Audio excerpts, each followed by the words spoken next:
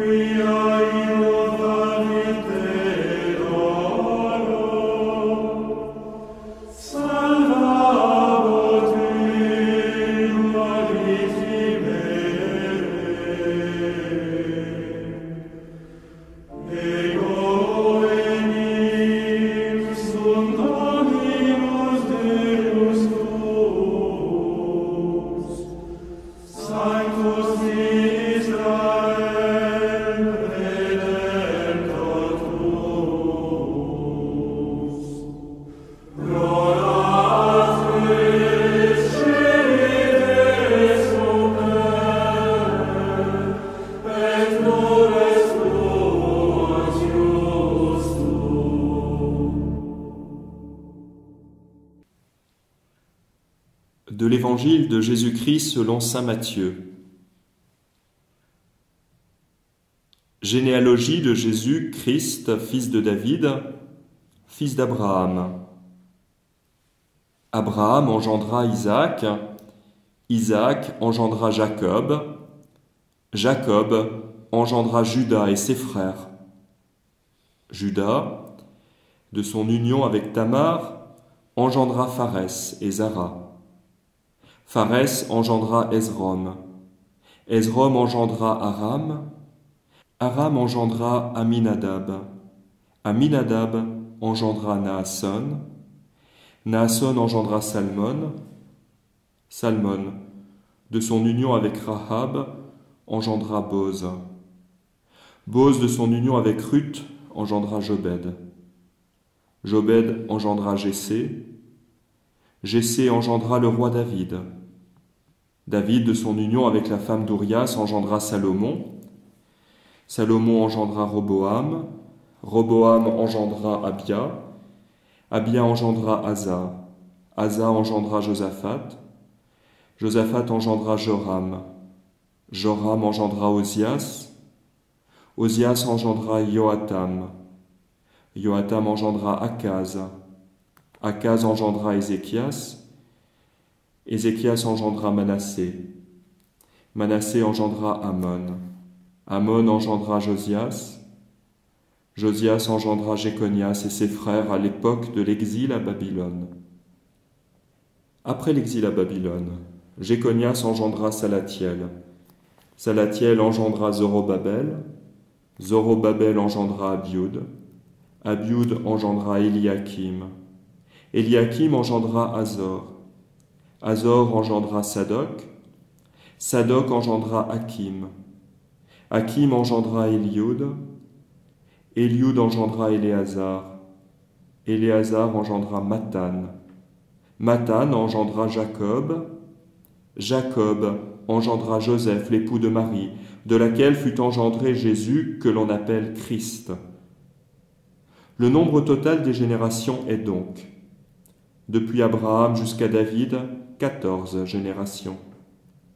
Depuis David jusqu'à l'exil à Babylone, 14 générations. Depuis l'exil à Babylone jusqu'au Christ, 14 générations.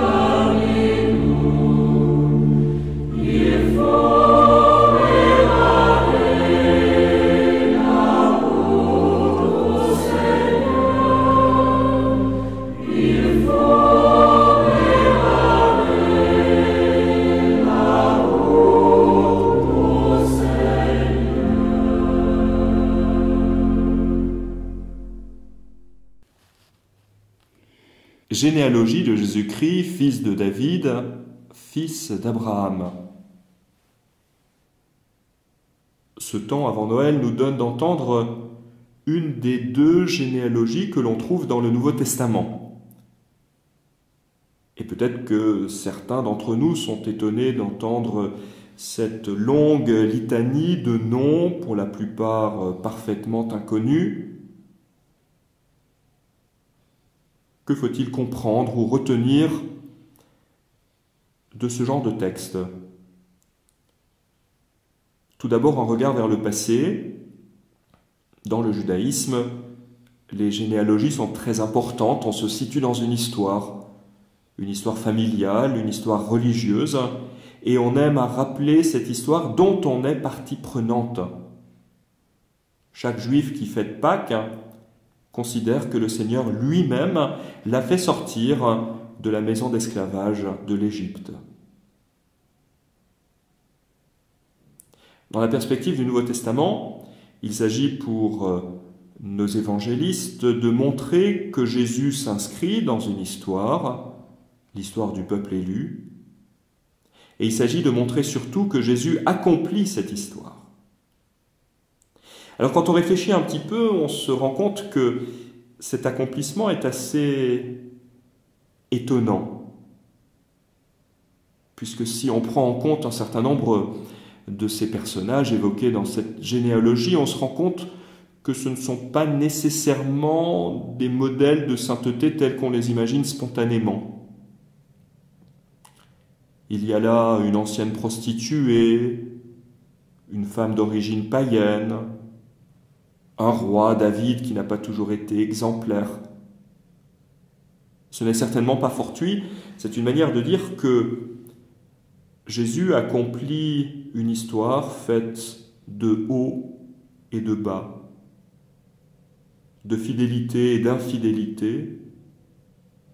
Mais Jésus, par sa naissance, a éclairé ces vies qui ont pu se dérouler longtemps avant sa venue à Bethléem.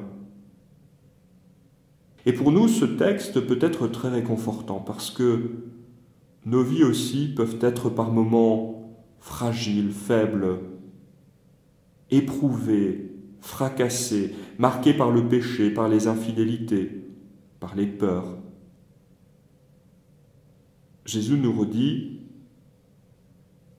qu'il assume tout cela, dans la mesure où il y a de notre part un désir de conversion, un désir de faire sa volonté, un désir d'avancer à la lumière qu'il donne, et d'avancer particulièrement pendant ce temps de l'Avent.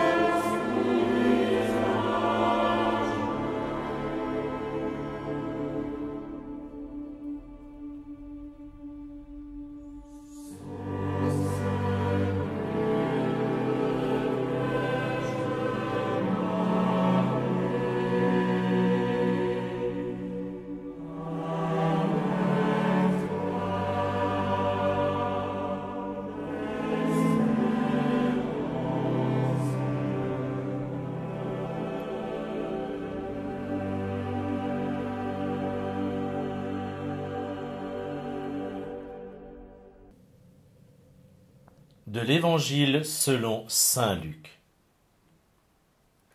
En ce temps-là, l'ange Gabriel fut envoyé par Dieu dans une ville de Galilée appelée Nazareth, à une jeune fille vierge, accordée en mariage à un homme de la maison de David, appelé Joseph. Et le nom de la jeune fille était Marie. L'ange entra chez elle et dit : Je te salue, comblée de grâce, le Seigneur est avec toi. À cette parole, elle fut toute bouleversée, et elle se demandait ce que pouvait signifier cette salutation. L'ange lui dit alors : Sois sans crainte, Marie, car tu as trouvé grâce auprès de Dieu. Voici que tu vas concevoir et enfanter un fils. Tu lui donneras le nom de Jésus. Il sera grand. Il sera appelé Fils du Très-Haut. Le Seigneur Dieu lui donnera le trône de David, son père. Il régnera pour toujours sur la maison de Jacob, et son règne n'aura pas de fin. Marie dit à l'ange : Comment cela va-t-il se faire, puisque je ne connais pas d'homme ? L'ange lui répondit : L'Esprit Saint viendra sur toi, et la puissance du Très-Haut te prendra sous son ombre. C'est pourquoi celui qui va naître sera saint. Il sera appelé Fils de Dieu. Or voici que, dans sa vieillesse, Élisabeth, ta parente, a conçu elle aussi un fils, et en est à son 6e mois, alors qu'on l'appelait la femme stérile. Car rien n'est impossible à Dieu. Marie dit alors : Voici la servante du Seigneur. Que tout m'advienne selon ta parole. Alors l'ange la quitta.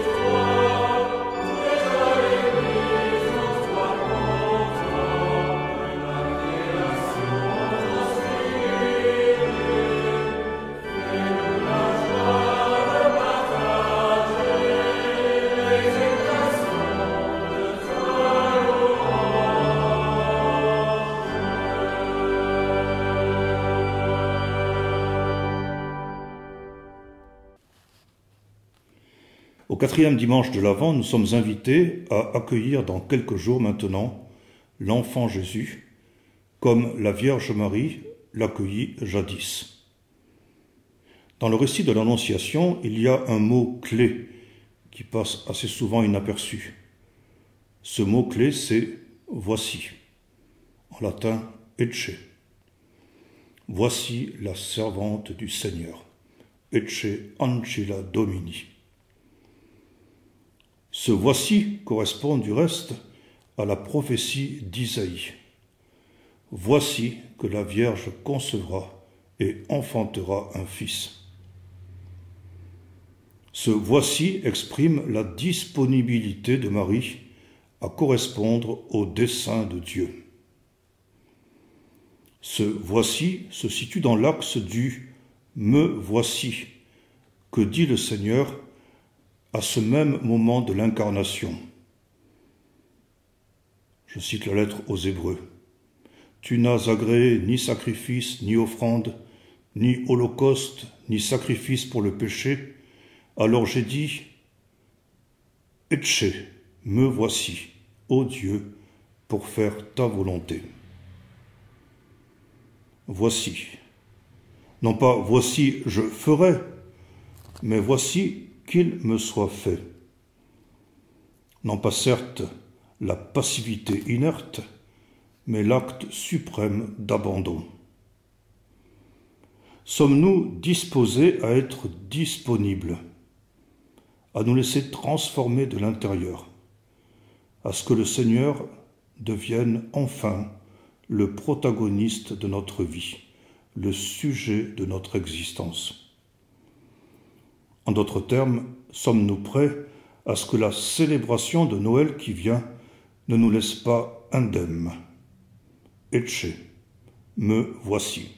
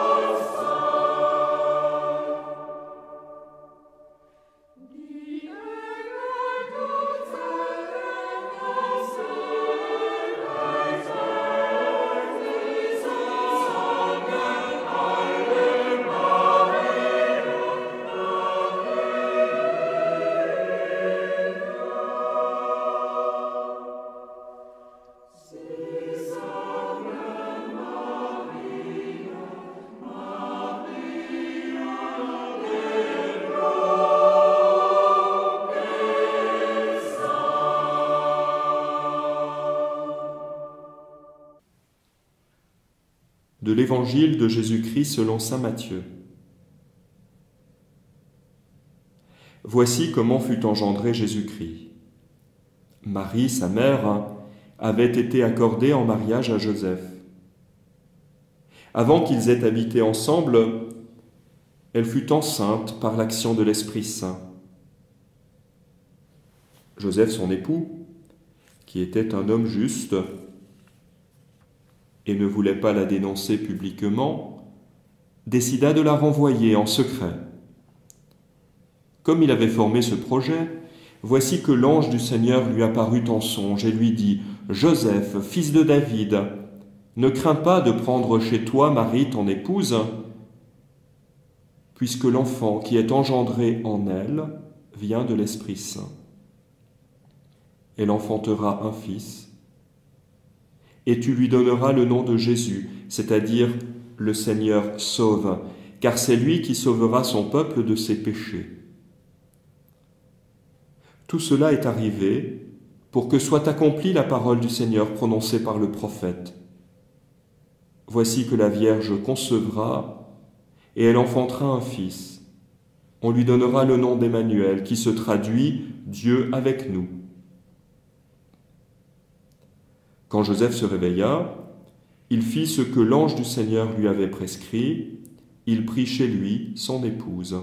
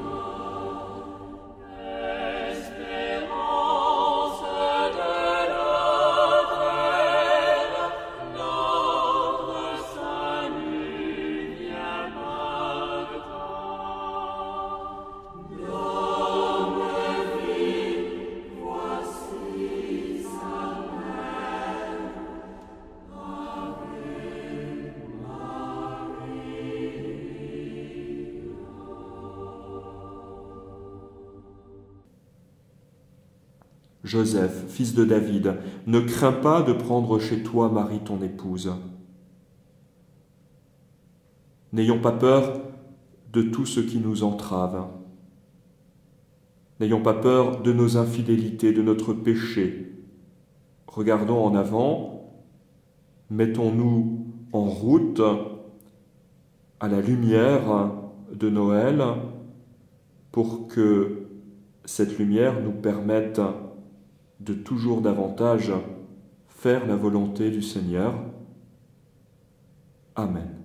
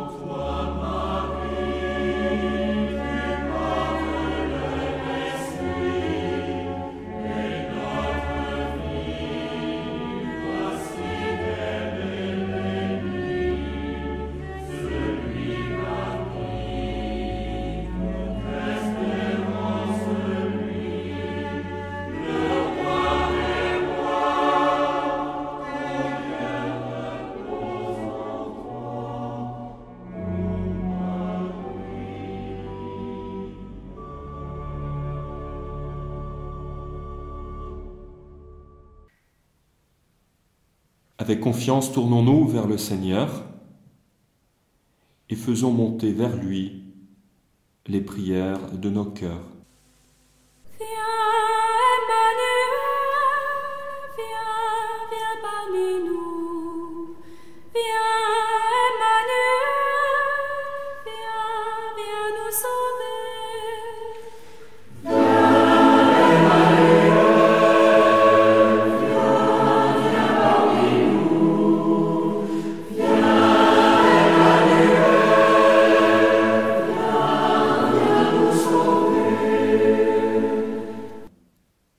Pour les églises et les cimetières vandalisés, les tabernacles profanés, nous implorons ton pardon, ô notre Dieu, et te prions pour la conversion de ceux qui ont commis ces méfaits.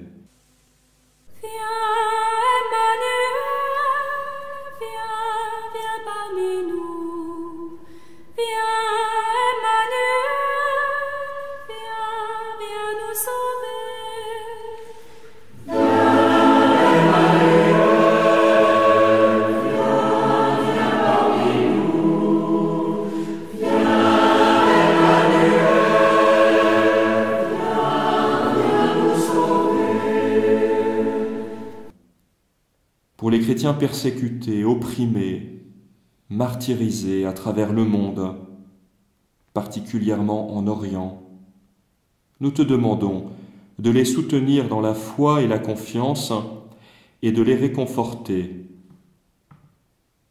Viens aussi en aide à ceux qui leur apportent du secours, nous t'en prions, Père infiniment bon.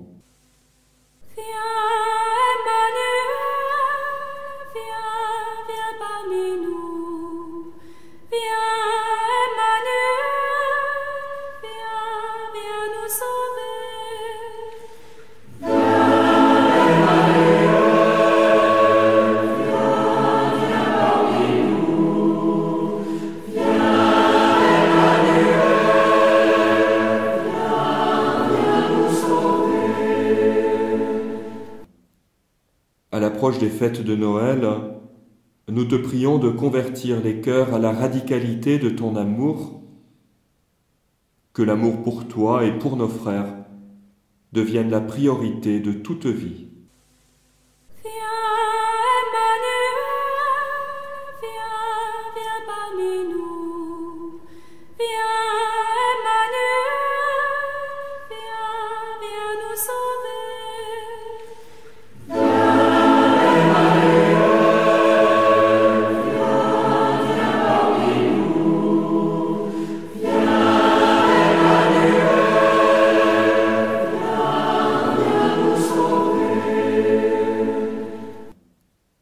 Afin que nos sociétés passent de la consommation à la charité, de la recherche du plaisir à la quête du bonheur, de l'égoïsme à l'altruisme, nous te demandons de nous inonder de ton Esprit Saint déjà maintenant, alors que nous attendons encore la venue de ton Fils.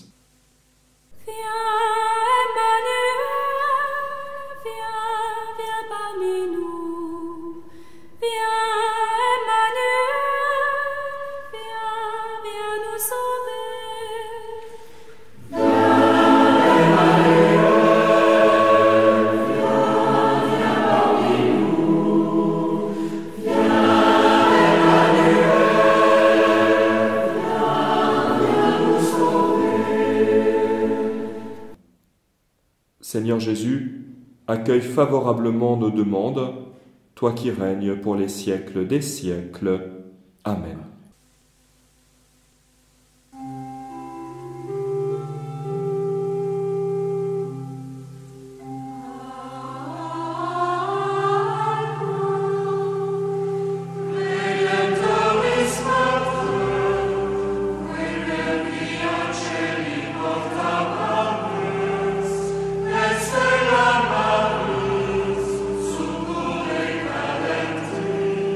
Surgere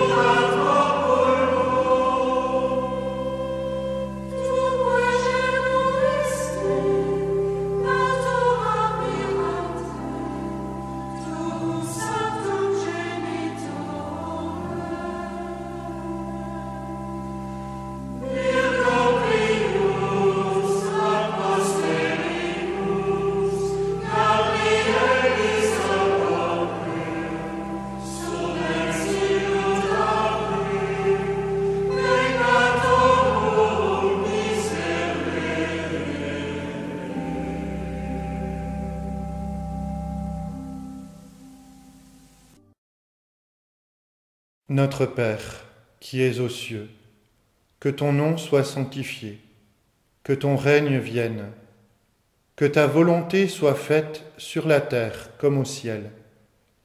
Donne-nous aujourd'hui notre pain de ce jour. Pardonne-nous nos offenses, comme nous pardonnons aussi à ceux qui nous ont offensés. Et ne nous laisse pas entrer en tentation, mais délivre-nous du mal. Amen. Je vous salue Marie, pleine de grâce. Le Seigneur est avec vous. Vous êtes bénie entre toutes les femmes, et Jésus, le fruit de vos entrailles, est béni.